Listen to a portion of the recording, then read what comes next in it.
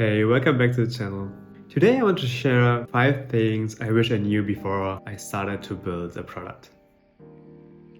So let's talk about the idea. Every great product starts with an idea, but not every idea is worth your time. To give some context, I've built probably 20 products over the last couple of years and only 3 to 4 really made money. A lot of people told me they struggle with product ideas and what they could build or create out there. I forced myself to write down 3 ideas every third day for 3 months. So now I have a list of like 100 of product ideas, and of course not all of them are great.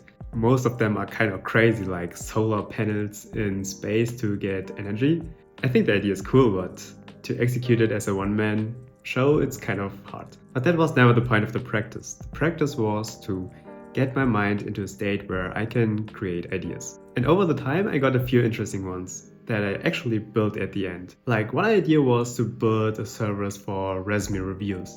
And that product has now a few thousand users. Coming up with ideas is hard at the beginning, but if you practice this over time, you will get some interesting results and you will find ideas where you resonate with.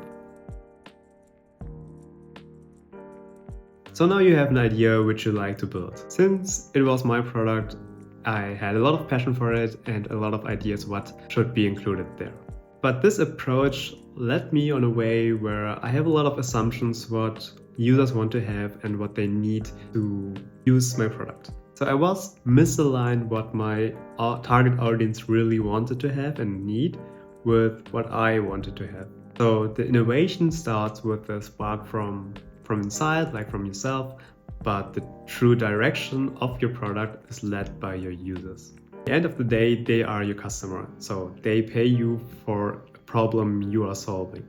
So a lot of the product was around my vision for it, but depending on the product, that's not always the right choice, because you are solving a specific problem of your customer. They are paying you for that service. If you're not solving that problem of your customer and just doing what you like to do or trying to implement a feature no one ever asked for, why should they pay you? This is quite an important one for all the designers, front-end engineers, and overthinkers like I used to be. I used to think a flashy website was really key to having a great product. But that's not really true. You can have a simple website, just a one-pager, and drive more sales than any flashy website out there. So to show you what I mean, I want to show you the resume checker I have built.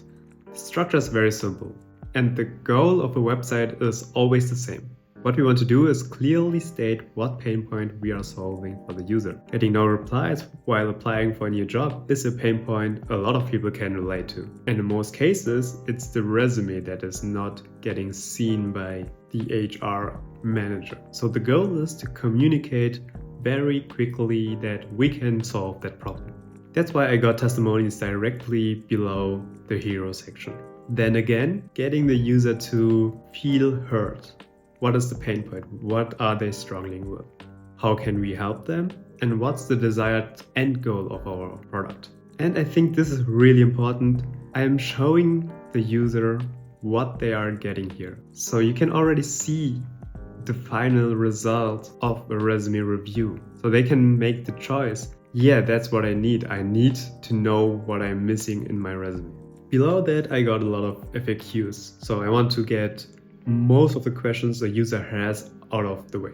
And at the very end, I put created by Gobinan, so we can establish a deeper connection with the user and build trust. If I don't know who built the product, I'm not going to use the service because there's no person behind it. It could be anyone, anything can happen to my data. So I think putting in who's behind the product is really important today.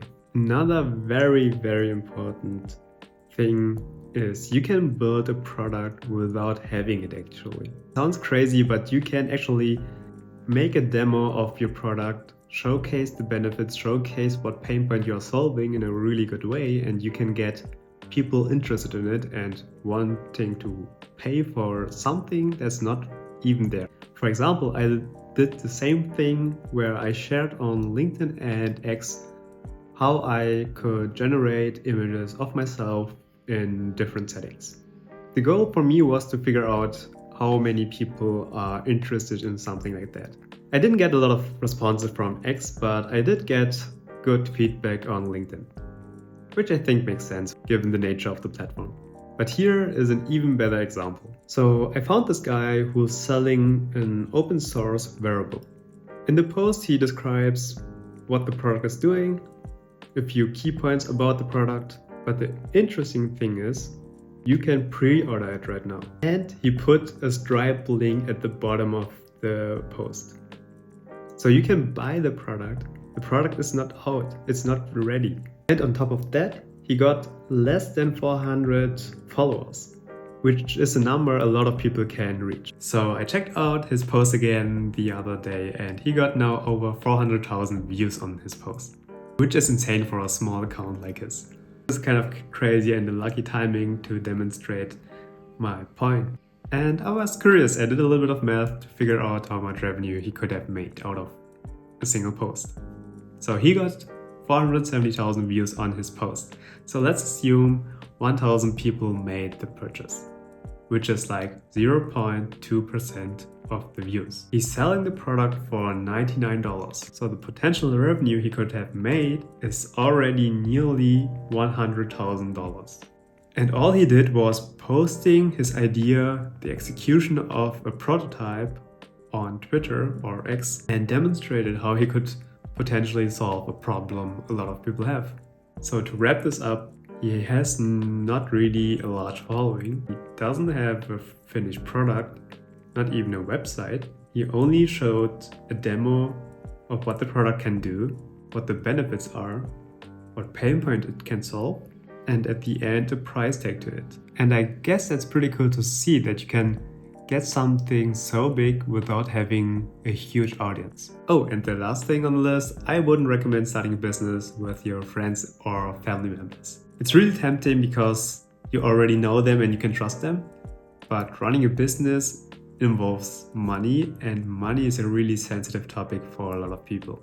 And since it is such a sensitive topic, you could lose the relationship to the person. I would only recommend this if you have a plan for the worst case scenario, which is losing money and I guess the business. So different scenarios like what if you have different visions for the company or the business, what happens if someone wants to go out of the business, and what happens if the business fails. Trust me, I am speaking from experience. I nearly lost a few close friends because we didn't have those agreements. Starting your own business can be really challenging and taking up a lot of your time.